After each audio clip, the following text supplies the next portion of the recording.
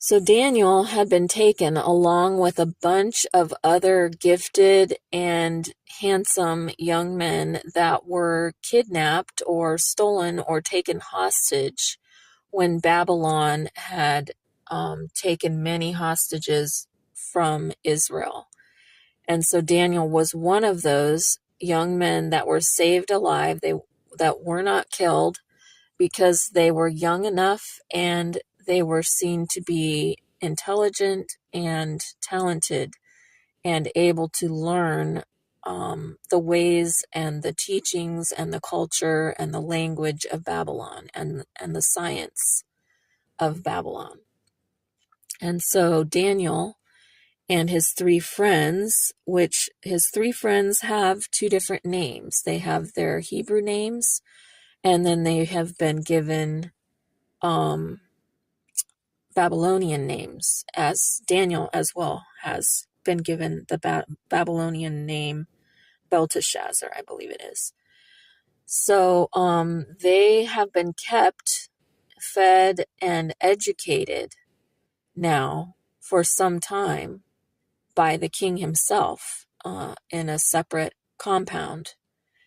And so when this problem came up where the king is looking for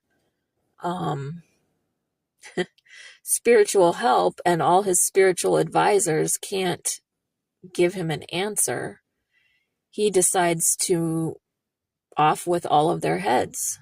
So when Daniel finds out, because Daniel is among those who is going to be killed, he asks for time and he seeks God to get an answer as to what the dream was. The king is asking not only what the dream means, but what was the dream in the first place, which is quite an awesome thing to demand. So, that is the context of this scripture. So I'll explain it as we go, as we read it one more time.